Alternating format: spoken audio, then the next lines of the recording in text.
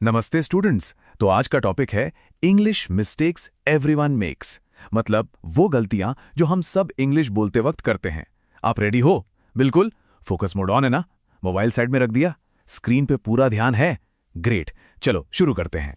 So are you making them too? सच सच बताना। देखो, ये ऐसी गलतियां हैं जो हम सबसे अनजाने में हो जाती हैं। इसमें टेंशन लेने वाली कोई बात नहीं है, क्योंकि यू नो व्हाट, अच्छी बात यह है कि इन्हें ठीक करना बहुत ज़्यादा आसान है। और जैसे ही ये ठीक हो जाती है ना, आपका कम्युनिकेशन कॉन्फिडेंस एकदम से बूस्ट हो जाएगा। तो चलिए देखते हैं कि ये मिस्टेक्स आखिर हैं कौन सी। ओके, तो शुरू करते हैं पार्ट 1 से, बेसिक वर्ब एरर्स। ये समझ लो कि ये लेवल 1 है। यहां हम 3 ऐसी कॉमन मिस्टेक्स डिस्कस करेंगे जिनका फिक्स अनबिलीवेबली सिंपल है। रेडी हो? एनर्जी बनी हुई है ना? चलिए देखते हैं पहली गलती क्या है। ये शायद सबसे सबसे कॉमन मिस्टेक है। कितनी बार सुना होगा आई एम अग्री, राइट? पर ये गलत है। पता है क्यों? क्योंकि अग्री ये वर्ड खुद एक एक्शन है, एक वर्ब है। तो इसके पहले एम लगाने की कोई जरूरत ही नहीं है। सिंपल सीधा आई अग्री बोलना है। बिल्कुल परफेक्ट है। और अगर थोड़ा और वेट डालना है अपनी बात में, तो आप कह सकते हो आई कंप्लीटली अग्री। ठीक है, समझ आ? Okay, next one. ये गलती इसलिए होती है क्योंकि हम हिंदी से सीधा ट्रांसलेट करते हैं। उसकी उम्र 25 साल है, तो हम बोल देते हैं शी हैज़ 25 ईयर्स। पर इंग्लिश में एज बताने के लिए हैव या हैज़ यूज नहीं होता। बिल्कुल नहीं। इसकी जगह इज, एम या आर का यूज होता है। तो सही सेंटेंस क्या होगा? She is 25 years old. Simple. और अगर आप दोस्तों से बात कर रहे हो कैजुअल कॉन्वर्सेशन में, तो शी इज 25 बोलना और भी नेचुरल लगता है। ध्यान से सुन रहे हो ना? अब ये वाली गलती भी बहुत होती है। Can you explain me?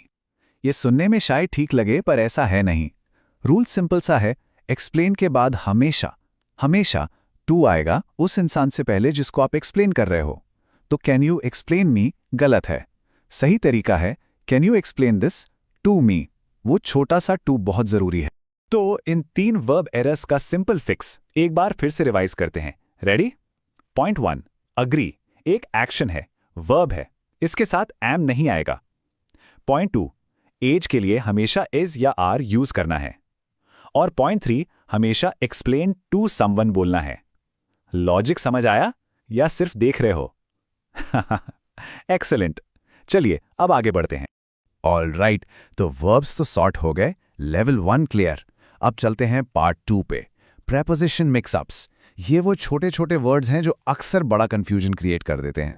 बिल्कुल सही, small words big mistakes. Words जैसे इन, ऑन, एट, फॉर, सिंस, इन्हें सही से यूज करना फ्लुएंट इंग्लिश बोलने की तरफ एक बहुत बड़ा स्टेप है। सो रेडी हो इस चैलेंज के लिए? ठीक है, तो सबसे पहले टैकल करते हैं सिंस और फॉर के कंफ्यूजन को।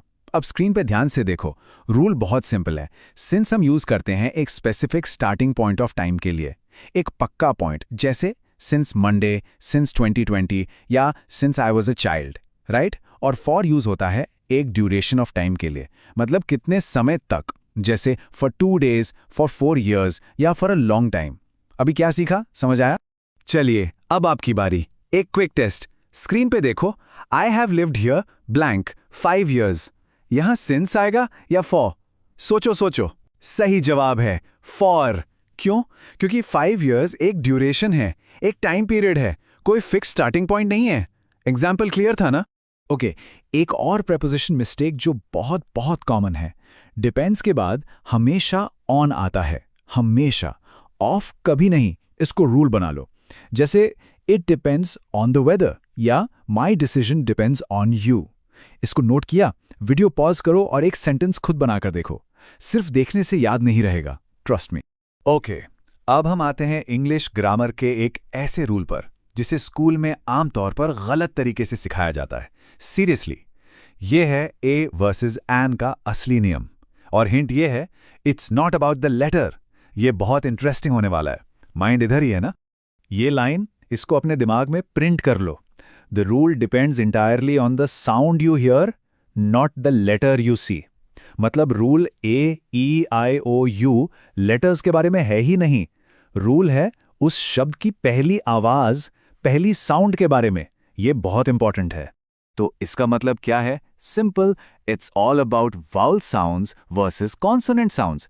अगर अगले वर्ड की पहली sound A, E, I, O, you जैसी आवाज है तो हम एन यूज करेंगे, और अगर पहली साउंड क, प, ट, म जैसी आवाज है यानी कि कॉन्सोनेंट साउंड, तो हम ए यूज करेंगे। क्लियर? चलो एग्जाम्पल से समझते हैं। ये देखो, यूनिवर्सिटी। अब ये शुरू तो यू से हो रहा है, जो एक वावल लेटर है, पर जब हम यूनिवर्सिटी बोलते हैं तो पहली आवाज क्या आती है? You, right? वाई जैसी साउंड। और वाई की साउंड एक कॉन्सोनेंट साउंड है, इसीलिए हम अन यूनिवर्सिटी नहीं, ए यूनिवर्सिटी बोलते हैं। लॉजिक समझ आया या सिर्फ देख रहे हो? अब इसका एकदम ऑपोजिट एग्जाम्पल देखो।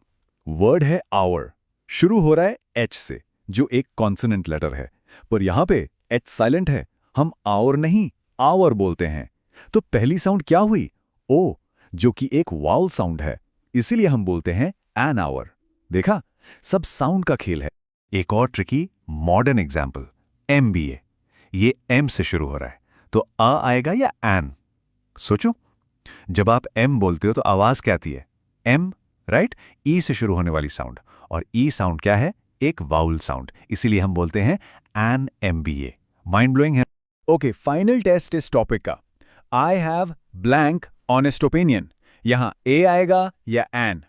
अब आपको पता है ऑनेस्ट में एच साइलेंट है, साउंड ओ से शुरू होती है, इसलिए सही जवाब है एन ऑनेस्ट ओपिनियन।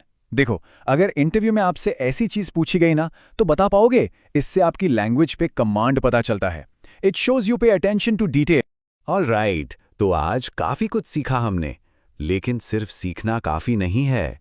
अब टाइम है इस लर्निंग को एक्शन में बदलने का।